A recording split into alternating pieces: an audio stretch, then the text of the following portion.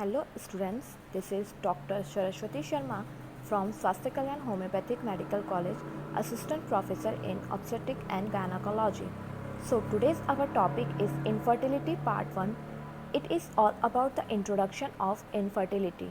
So before knowing infertility, you should know what is fertility.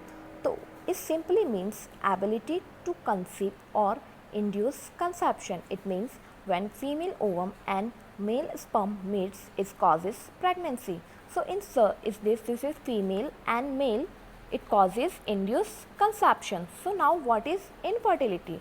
So infertility is failure to achieve a clinical pregnancy after 12 months or more of regular unprotected sexual intercourse or coitus. It means when a couple trying to get pregnancy and it fails after the 12 months of regular or protected sex is called infertility. There are two types of infertility. First, primary infertility and secondary infertility. So let's discuss about the types of infertility in this. First, primary infertility. So what is primary infertility? It means those patients who have never conceived. In this diagram, you can see the male and female who have never conceived a child. It is considered in a primary infertility.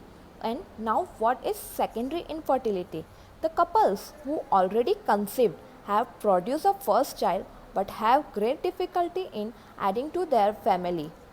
So it simply means when a couple have already one child but in difficulty in having a second child, it is considered in secondary infertility. Definition is simply it indicates previous pregnancy but failure to conceive subsequently.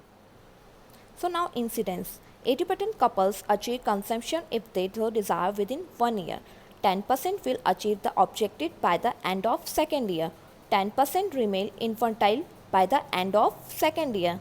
Now the factors responsible for the fertility are healthy spermatozoa deposited in high in vagina, the motile spermatozoa, ovulation, the fallopian tube should be patent and the oocyte should be picked up by the fimbriated end of the tube. Spermatozoa should fertilize the oocyte at the ampulla of the tube.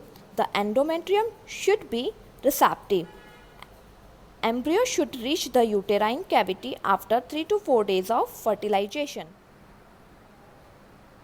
So now we are going to study the factors of infertility. So there are female factors, male factors and the combined factors male and female both. So what is a fertilization? Then the successful fusion of female egg and sperm to form a new organism.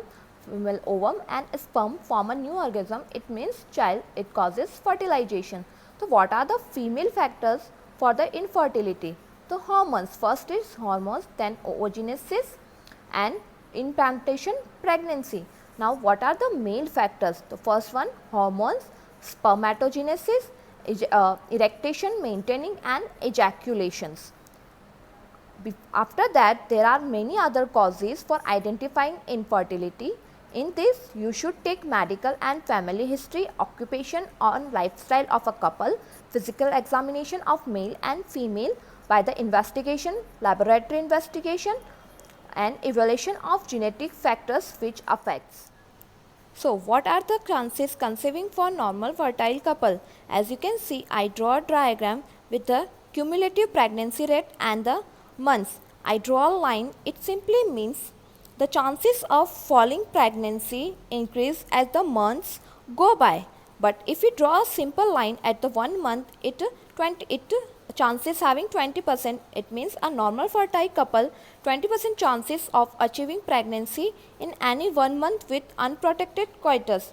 As you can see, this rate increases by the about 90% of successful conception at the about 12 months of unprotected coitus. Therefore, a fertile couple can accept to achieve pregnancy sometime during 1 year of trying. So now the ratio of the affecting factors in percentage, then male factors 30%, female factors 30%, both male and female factors 30% and idiopathic 10%.